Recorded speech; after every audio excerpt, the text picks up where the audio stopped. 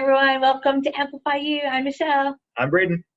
And thanks for joining us this week. We are super excited to really kick off this podcast with really why are we passionate about podcasting? Why podcasting? Of all the different vehicles you can use to get your message out there, why are we so passionate about podcasting? What it has been for me, especially for the last 6 years. I've been talking about podcasting before most people even knew what the heck I was talking about. Yeah, absolutely. For me, it's that theory that, believe it is it Seth Godin? You are the 5 people you spend the most time with. I spend most of my time in my car, at the gym, at home working on the computer by myself. So the people I spend the most time with are in my ears, in my headphones. So for me, podcasting has been those 5 people. Well, do you know what I'm saying? So think about that. So if you're thinking about podcasting sometime this year, or you've been thinking about it for a long time and haven't done it yet, so podcast listeners have some really cool traits about them. They're loyal, they're educated, and the really cool thing about podcasting is that they usually make more money than everyone else does, which is cool. But other than that, they are also in your ear. So what I like about podcasting is that, if you're thinking about a YouTube video or social media or something like that, you're asking people to stop what they're doing and pay attention to you. Right. Right? Podcasting, you're not. Podcasting, they can literally put your buds in your ear and go on with whatever they're doing. So you're not taking time away from your listener. You are taking, you're adding value to the time that they're spending, maybe driving where they could be doing anything else. Grocery shopping, laundry, working out, or just working. I like to call it's your message to go. Yes, and it's funny how I started listening to podcasts was back in 2012, but I was an entrepreneur already, and then I became a new mom, and I was sitting there playing with my son Logan. He was, a couple months old, and I was like, well, this is great, but my brain is gonna go dead this year if this is all I do is gaga goo goo. This is so cute. I love being a mom, but how can I be educating myself and learning and continuing on my brain while I'm being a mom? And so literally I turned on my Apple TV, and there was this podcasting app there, and I started listening to podcasting. And so I started listening to Amy Porterfield's marketing podcast, and I started listening to Eventual Millionaire with Jamie Lee Tardy. That was one of my favorite ones. I used to get excited because I'd listened to all of them she had produced so far, and I'd wait for every Monday morning for her to pop out a new episode, and then I'd put Logan in a stroller and take him for a walk just so I could listen to the episode and get something done. So the point is that you're not stopping, you're not adding things for your listener and your audience to do. You're inviting them to come along you're being invited to go along with them when they're out doing things in their life. So that's true. Well, what are the biggest guys in marketing talking about right now? They're talking about the personal brand. People aren't buying a company's initiatives as much anymore as they are buying the individual who runs the company's personality and attaching to that person and their story. Mm-hmm. Podcasting, it's hard to hide your authenticity. You have to be yourself. And people are attaching to you and who you are, what your message is. And that is garnering interest to you and your programs, your services, your business. It's sharing your personality, who you are, with people that are eventually going to be part of your team. And it's funny because you just told me 5 minutes before we started recording this is that you got 2 t-shirts for Christmas, and the 2 t-shirts that you got were quotes from a podcaster that you listened to. So, absolutely. It was all about self-signaling.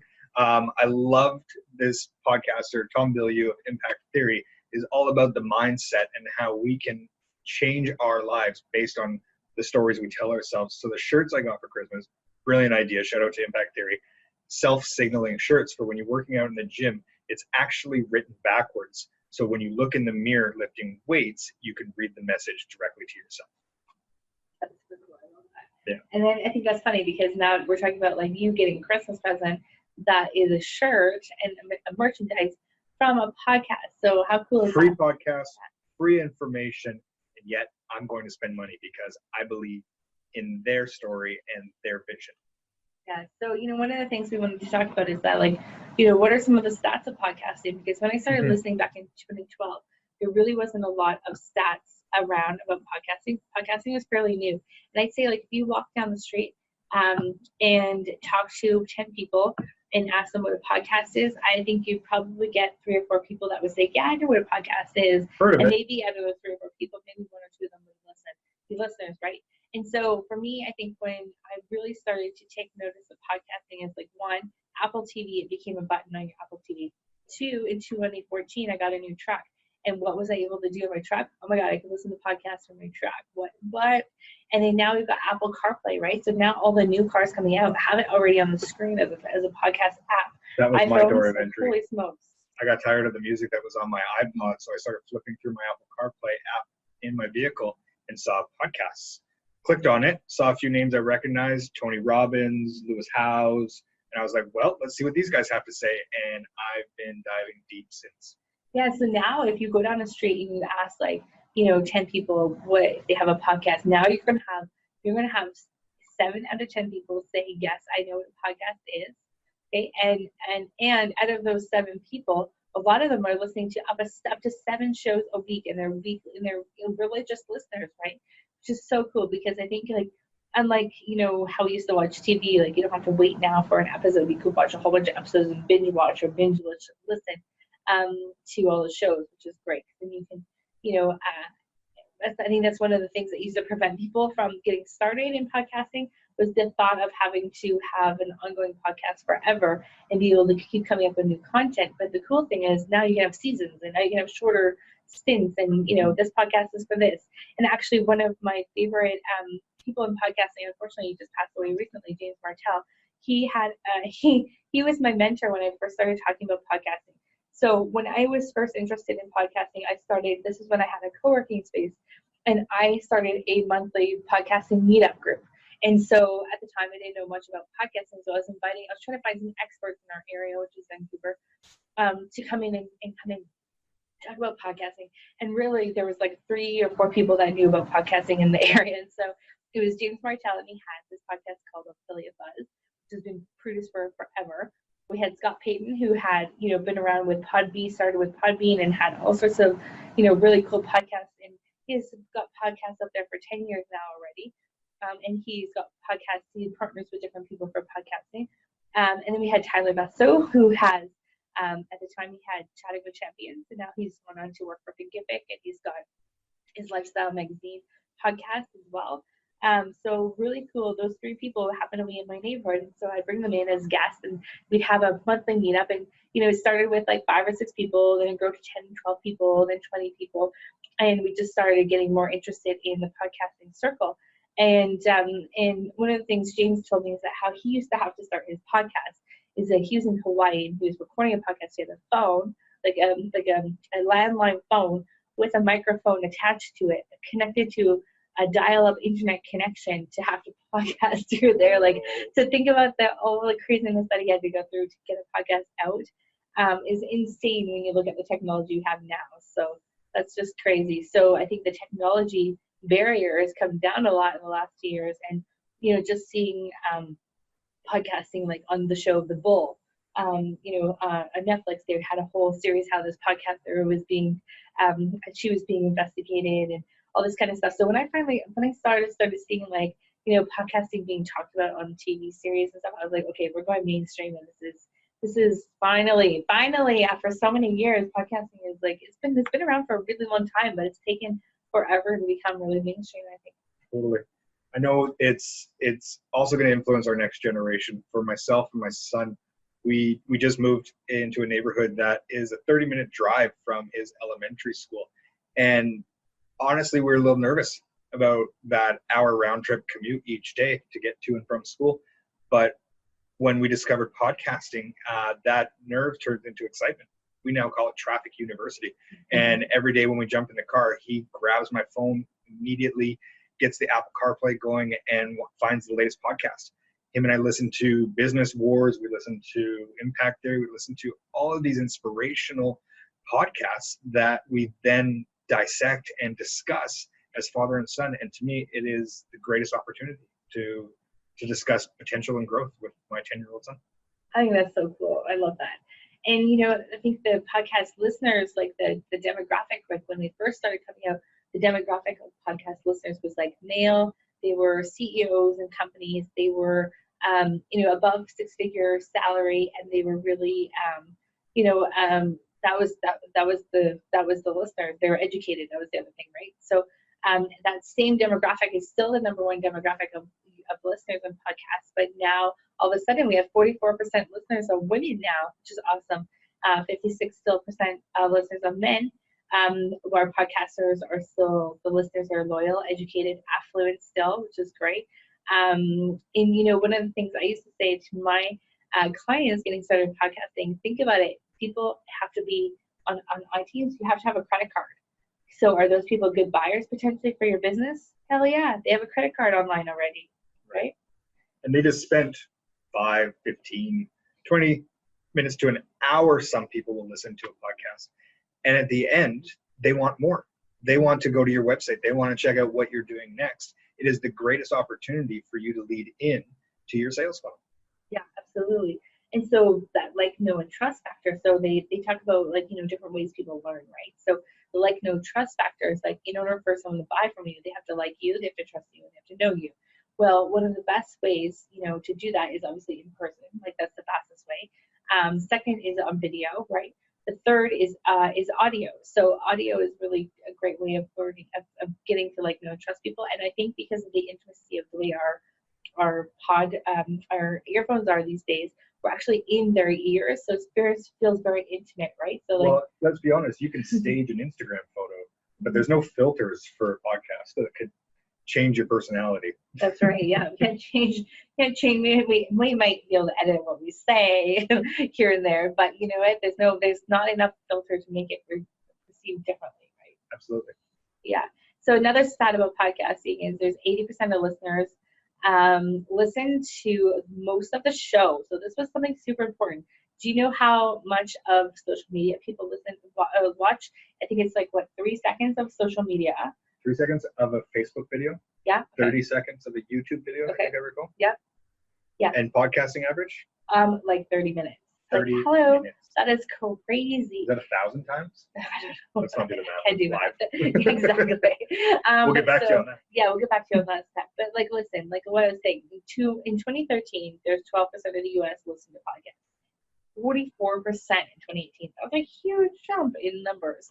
And now we're getting more listeners listening from the car. It's 22% of listeners from the car, 49% of listeners listening from home, which I thought that was interesting. So people at home are usually doing laundry, they're making dinner, they're playing with their kids, they're working from their home computers, I guess. I think that was really interesting, the at home one. I was suspecting that, mobile users or car users, obviously those numbers are going to go up, but the at home I thought was interesting too. Yeah. So how long have you been helping people launch their podcasts? I think I helped the first person launch their podcast was 2015, I think. But I wasn't really doing it seriously, and no one really knew what podcasting was, right? Yeah. So I helped the first person do their show in 2015, and then I did a couple more in 2016, and then 2017 I did a few more. How many people are you working with now? Now, since September, I've helped 25 people launch their show, which is awesome. People. Yeah. And for those that don't know what day it is, that's 25 people in the last 4 or 5 months? Yeah, probably last 4 months, I'd say, it's 25 people. 25 podcasts. Yeah, and then our first group of 2019 in our class, we have 12, 13, 14 people registered for our launch. We do a Launch Your Pod in 30 days program, and we have 14 people already for that. So in 30 days, we can have another 14 people launch, which is so cool. At least, hopefully, yeah. Absolutely. And so for the people you've already launched, what has been the impact on their programs and businesses so far?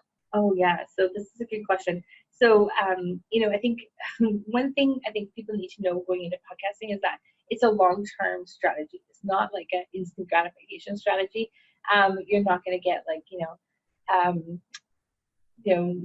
immediate returns on it. Sure, you have to grow your audience. But there's still, we did have one client, Emily. She started a podcast about anxiety, which is super amazing. We'll have Emily on the show and at some point. And she was all of a sudden, like after her first episode, second episode, she was posting on Instagram that, her show was live or whatever. She was getting direct messages from people like right away, like, girl, you're talking my language. Like, oh my gosh, how can I work with you? Like, I think that's amazing. So she was getting some of that instant. I say that it's not usual, but like how cool, because what was different about her show is that she was speaking a language coming from having anxiety herself, learning to love it, and now she's able to help other people do the same as coach. She was very specific about who she was targeting, and obviously hit a vein with so many women out there. She was able to then, like, her coaching business was filled up in the first few months of doing her podcast. So it just because of how niche it was, right?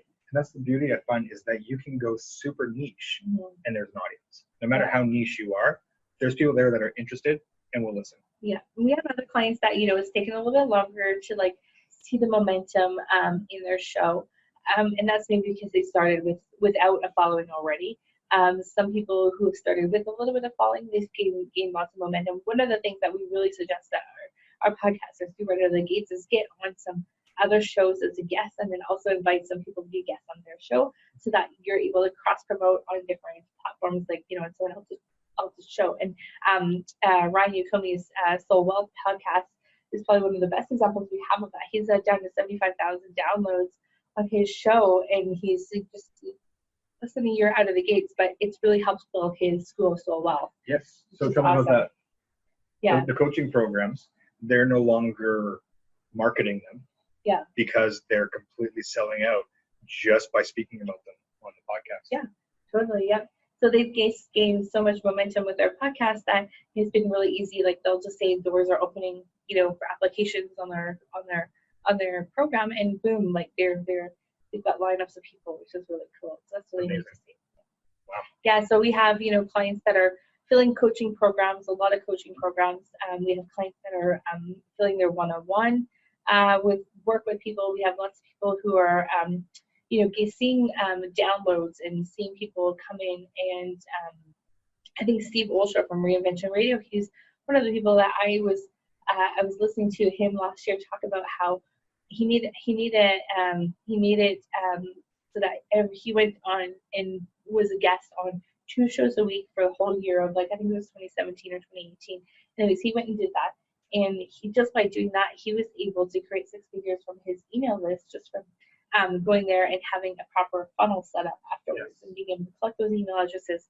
Because, it's not like you're going on a Facebook Live and it disappears. If you're going on a podcast, it's going to stay there forever. And I think this is the big difference that people really need to, like, wake up and understand about the return on your investment. When podcasting, your return on your investment, it's going to stay there forever. And, I spoke about my friend James Martell, who recently unfortunately passed away. His wife, she had an episode, she had a series of podcasts where it was like 7 or 8 interviews with doctors, and it was about autism, and it all led to an ebook that she was selling, and she was selling that for years and years and years and years, and it just sat on iTunes and was getting listened to, and people were interested in, was working that funnel, right, which is amazing. The longevity is amazing. Yeah, absolutely. Fantastic. So, podcasting. Yeah. It's your next venture. It's your next frontier. It is how you're going to gain and grow your audience. Yeah.